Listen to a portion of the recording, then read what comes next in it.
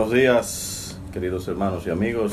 Le damos una vez más la bienvenida a este programa Avanzando, donde queremos seguir enseñando sobre lo que son los atributos de Dios, su soberanía,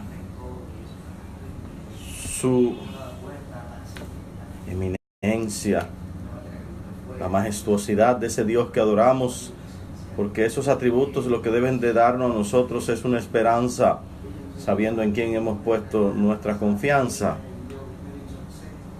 y nuestro amor, porque Él nos amó primero y nosotros simplemente nos rendimos a esa gracia. Hoy vamos a seguir hablando sobre lo que son los atributos de Dios. Son muchos, son más de 14, 16, 17 aproximadamente. Y debemos de entenderlo porque dentro de ello está lo que es la vida. Porque Dios dejó la Biblia no para que nosotros nos hagamos de un manual o de un sitio donde buscar esperanza, sino simplemente nos dejó la Biblia como una absoluta presencia de Él para que conozcamos a quién es que adoramos y sepamos quién es nuestro Dios. Hoy vamos a hablar de la soberanía de Dios. Y comenzaremos con Isaías 46, versículo 10, que dice: mi consejo permanecerá y haré todo lo que quisiere. Hemos leído en la comunión del Padre, del Hijo y del Espíritu Santo. La soberanía de Dios puede definirse como el ejercicio de su supremacía. Dios es altísimo, el Señor mismísimo de los cielos y de la tierra, y está exaltado infinitamente por encima de la más eminente de las criaturas. Él es absolutamente independiente y no está sujeto a nadie, ni es influido por nadie. Dios actúa siempre y únicamente como le agrada, según el designio de su voluntad. Nadie puede frustrar ni detener los propósitos de Dios. Su propia palabra lo declara explícitamente. En el ejercicio del cielo y en los habitantes de la tierra hace según su voluntad, ni hay quien estorbe su mano. Daniel 4:35. La soberanía divina significa que Dios lo es de hecho, así como de nombre, y está en el trono del universo dirigiendo y actuando en todas las cosas, según el consejo de su voluntad, como nos expresa Efesios 1:11. Con gran razón, decía el predicador bautista del siglo pasado, Carlos Spurgeon, en un sermón sobre Mateo 20:15, que no hay árbitro más confrontador para sus hijos que el de la soberanía de Dios. Bajo las más adversas circunstancias, las pruebas más severas, creen que la soberanía los gobierna y que la santificará a todos. Para ellos no debería haber nada por lo que luchar más celosamente que la doctrina del señorío de Dios sobre toda la creación, el reino de Dios sobre todas las obras de sus manos, el trono de Dios y su derecho a sentarse en el mismo. Por otro lado, no hay doctrina más odiada por la persona mundana, ni verdad que haya sido más maltratada que la grande y maravillosa pero real doctrina de la soberanía del infinito Jehová de los ejércitos. Los hombres permitirán que Dios esté en todas partes, menos en el trono de su corazón. Le permitirán formar mundos y hacer estrellas, dispensar favores, conceder dones, sostener la tierra y soportar los pilares de lo mismo, iluminar las luces del cielo y gobernar las incesantes olas del océano. Pero cuando Dios asciende a su trono, sus criaturas rechinan los dientes. Cuando Dios entendemos que es soberano, no queremos esa soberanía. Y por eso relinchamos esos dientes, rechinamos, crujimos. No me controles, no me digas qué hacer, Señor. Esa es nuestra inclinación. Pero nosotros proclamamos un Dios entronizado y su derecho a hacer su propia voluntad. Dios está sentado ahí y es el soberano supereminente de todo. A disponer Él como Él le place, sin necesidad de consultarle a ninguno de nosotros. Entonces se nos maldice y los hombres hacen oído sordo a lo que decimos, ya que no aman a un Dios que está sentado en su trono, pero es a Dios en su trono que nosotros queremos predicar. Es en Dios, en su trono, en quien confiamos. Queremos que Dios esté sentado en el trono cuando tenemos un problema y queremos que Dios lo resuelva. Ahí sí Él puede estar sentado en su trono. Ahí sí, ahí me conviene. Pero cuando Dios te dice, deja de hacer eso, ahí sí no te metas en mi vida. Yo quiero vivirla como me plazca, tener los placeres que yo quiera. No te metas conmigo, Dios. Así actuamos, todos sin excepción. Entonces, si tal es la autoridad revelada en las Sagradas Escrituras, sin rival en majestad, sin límite de poder, sin nada fuera de sí mismo que lo pueda afectar, todo lo que quiso Jehová ha hecho en los cielos y en la tierra, en los mares y en todos los abismos, según nos declara el Salmo 135, versículo 6. No obstante, vivimos en unos días en los que incluso los más ortodoxos, la gente más religiosa, parecen temer el admitir la verdadera divinidad de Dios. Dicen que reconocen la soberanía de Dios. Significa excluir la responsabilidad humana. Pero la verdad es que la responsabilidad humana se basa en la soberanía de Dios y es el resultado de la misma. Y nuestro Dios está en los cielos. Todo lo que quiso ha hecho. Salmo 115:3. En su soberanía escogió colocar a cada una de sus criaturas en condición que apareció bien a sus ojos. Pero Dios no hace acepción de personas. De una vez decimos, Dios es amor y va a elegir a todos. No, Señor. Dios le dijo bien claro y está escrito en la Biblia que Él tendrá misericordia cuando Él quiera tenerla y con quien Él quiera tenerla. Y la misericordia es el derramamiento de su gracia. La elección de un pueblo es por gracia. Si es por gracia es porque no se la merecía. Y si no se la merece es un regalo de Dios. Y la condenación de otros es porque se la merecían. Porque Dios ha aplicado su justicia y a ninguno de los dos le aplica injusticia. Al que salva le aplica misericordia y gracia. Al que condena le aplica justicia. Él dice que endureció el corazón del faraón. Pero dirán muchos, ¿cómo? Dios le permitió y lo endureció para que fuera a pecar y para que fuera a hacer. No. Dios endureció el corazón del faraón de una manera pasiva o negativa. ¿Y qué significa eso? Es la contramoneda de la elección. A los que Dios elige salvar, le aplica de una manera positiva su gracia para salvarlo.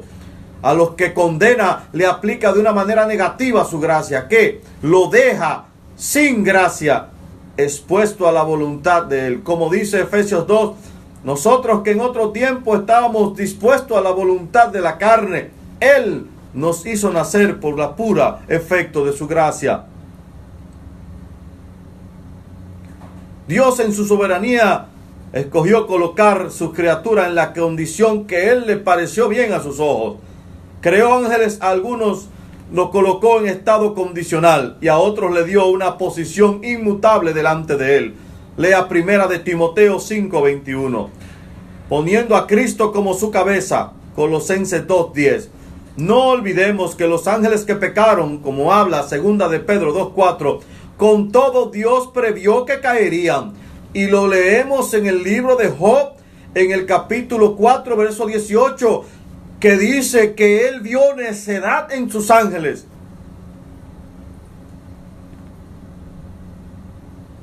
Dios colocó a los ángeles en un estado alterable y condicional y les permitió caer, retirándole su gracia y su misericordia.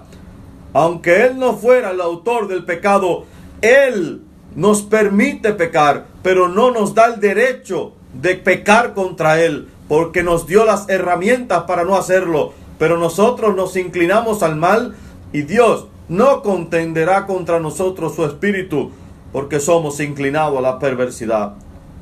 Asimismo, Dios en su soberanía colocó a Adán en el jardín del Edén, en un estado que, incondicional o condicional, libre o no libre, no, lo colocó bajo su voluntad y le dijo, no comas de esto. Si lo hubiera deseado, podía haberle colocado en un estado incondicional, en un estado tan firme como el de los ángeles que jamás han pecado, en uno tan seguro e inmutable como el de los santos en Cristo, pero lo condicionó a un pacto que se llama el pacto de obras. En cambio, Dios colocó sobre la base de la responsabilidad como criatura. ¿Cuál era su responsabilidad? Cuidar y no comer, para que mantuviera o cayera según se ajustara o no a su responsabilidad. Y la única responsabilidad que tenemos como hombres es obedecer a Dios. Adán era responsable ante Dios. Dios es ley en sí mismo por el mandamiento que le había sido dado y la advertencia que se le había sido hecha. Era esa su responsabilidad, sin menoscabo y puesta a prueba en las condiciones más favorables. Porque cuando Adán fue tentado, estaba en un paraíso con todo, mientras que cuando Cristo fue tentado, estaba solo y en un desierto y con hambre. Adán estaba saciado con una mujer acompañándola y con todo lo que Dios le había puesto para que se enseñoreara en un paraíso, en un sitio de descanso. Sin embargo, Adán pecó porque no acató la responsabilidad de obedecer a su Creador. Sin embargo, Cristo no pecó porque Cristo humano acató la responsabilidad de no pecar. ¿Para qué? Para brindarnos a usted y a mí esa obediencia activa. No nada más la cruz, sino también la obediencia por su vida.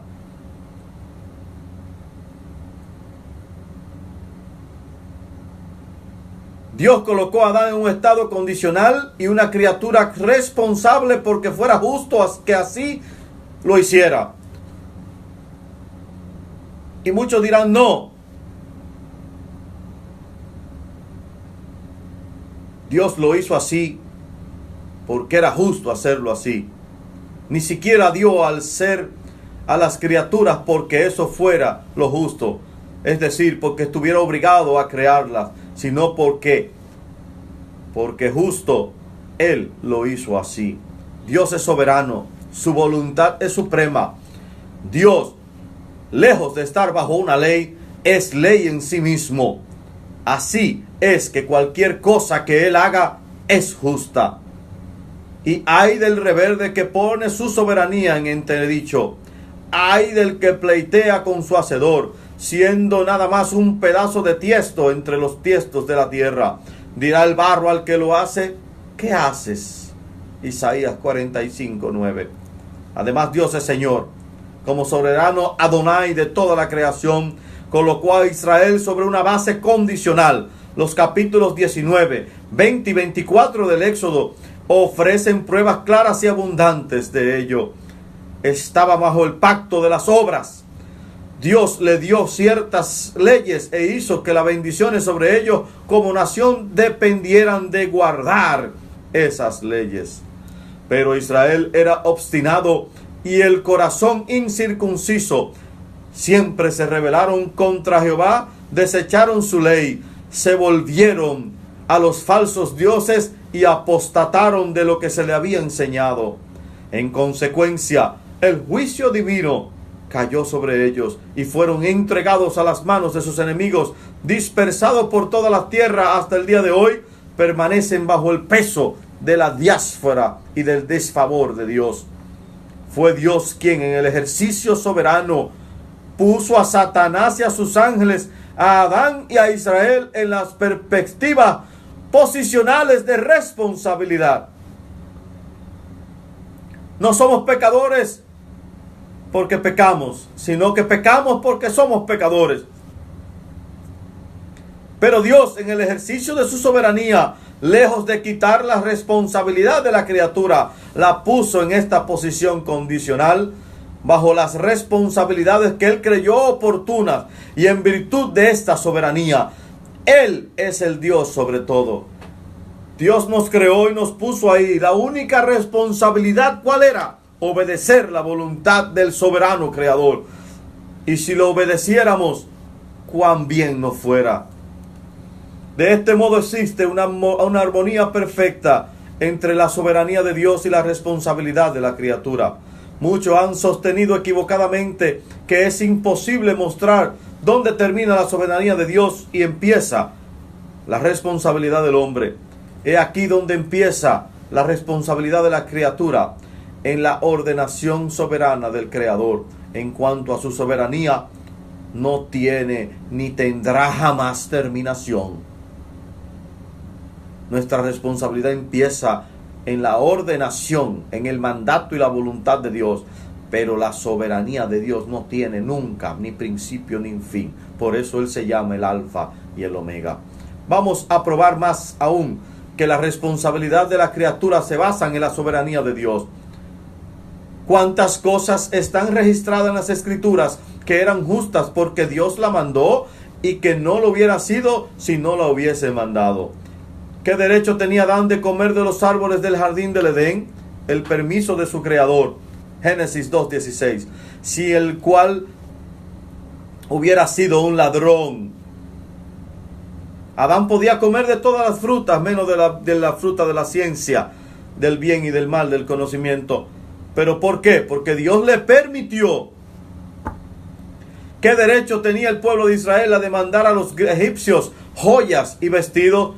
No tenía ningún derecho, solo que Jehová lo autorizó. Éxodo 3:22. ¿Qué derecho tenía Israel de matar tantos corderos para el sacrificio? Ninguno, pero Dios así lo mandó. ¿Qué derecho tenía el pueblo de Israel a matar a tantos cananeos? Ninguno, sino que Dios le mandó hacerlo.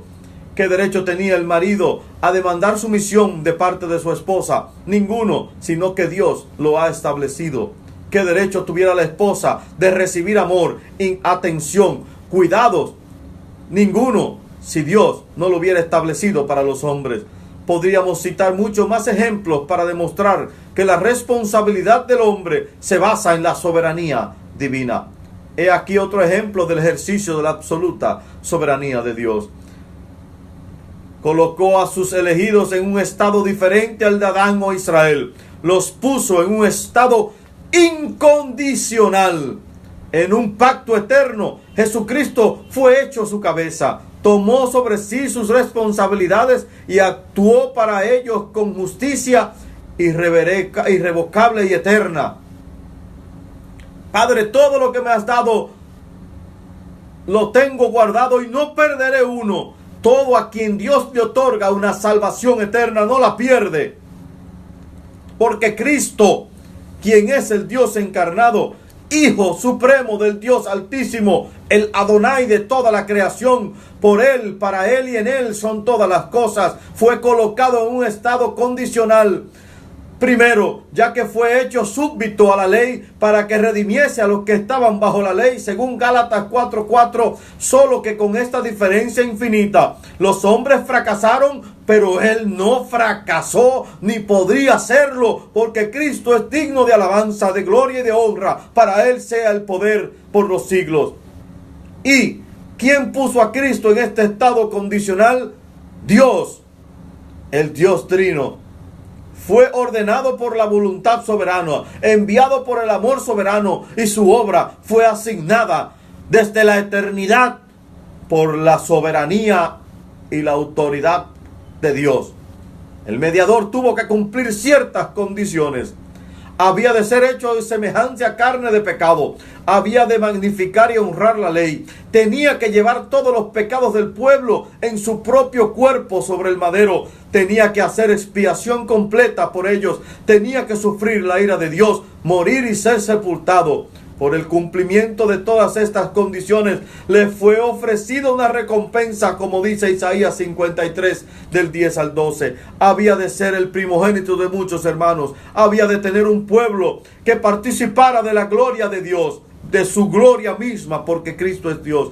Bendito sea su nombre para siempre, porque cumplió todas esas condiciones. Porque la cumplió, el Padre está comprometido en un juramento solemne a preservar para siempre y bendecir por toda la eternidad a cada uno de los cuales se acercan a Él por medio de Cristo y le llega la justicia. Es la justicia suya, la justicia de Cristo. Su posición delante de Dios es la posición de Cristo. Su vida delante del Padre es la vida de Cristo. No hay ninguna sola condición que ellos tengan que cumplir, ni una sola responsabilidad con la que tengan que cargar para alcanzar la gloria eterna, porque con una sola ofrenda hizo perfecto para siempre a los santificados. Hebreos 10:14.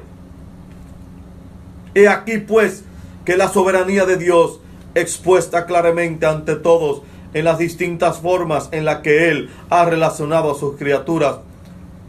Algunos de los ángeles, Adán e Israel, fueron colocados en una posición condicional en que la bendición dependía de su obediencia y fidelidad a Dios. Pero en marco, contraste con todos, la manada pequeña que nos habla Lucas 12:32, le ha sido dada su posición incondicional e inmutable en un pacto de gracia, en sus consejos y en su Hijo precioso, Jesucristo. Su bendición depende, la suya y la mía, de lo que Cristo ha hecho por nosotros. El fundamento de Dios está firme, teniendo este sello: conoce al Señor a todos los que son suyos. Segunda de Timoteo 2:19. ¿Qué responsabilidad tenemos? Solamente de glorificar en nuestros cuerpos, de hablar de Cristo, de hablar de su grandeza. Y muchos de nosotros, cristianos mal llamados cristianos, nos callamos. No queremos conocer a Cristo. No queremos conocer su obra. Y no queremos tampoco, y menos, hablar de su grandeza. Porque cuando usted se queda nada más con la doctrina de su iglesia y no va a las profundidades de la soberanía de Dios, usted no está honrando ni va a conocer la magnitud, la supereminencia, lo ancho, lo largo, lo profundo del sacrificio y de la obediencia de aquel que es el Adonai, nombre en el cual todos algún día tendrán que doblar sus rodillas. El fundamento sobre lo cual descansa la elección de Dios sobre nosotros es un fundamento perfecto. Nada puede serle añadido ni nada puede serle quitado, como lo dice Eclesiastés 3:14. He aquí pues el más alto y más grande exponente de la absoluta soberanía de Dios. En verdad, Él, de quien quiere tiene misericordia, y al que quiere endurece. Romanos 9:18. No es del que quiere, no es del que corra, sino de Dios que tiene misericordia. Y la misericordia la ha derramado a través de un sacrificio perfecto, incondicional, para regalarnos la más grande e infinita gracia. La soberanía de Dios es infinita. No se sujeta a nadie. Y Él la da en misericordia a aquellos a quien por su Hijo va a salvar. Cada día más, la responsabilidad de nosotros es ser testigos de Cristo, no estar hablando de muchas caballadas en nuestras vidas. Que Dios hizo esto y que hizo aquello. Usted no se merecía nada de eso. No hable de lo que Dios ha hecho en su vida. Hable de lo que Cristo ha hecho por salvar a sus escogidos. Hable de Cristo, coma a Cristo, piense de Cristo, engrandezca a Cristo, viva la vida de Cristo. Haga a Cristo su Señor. Dios le bendiga.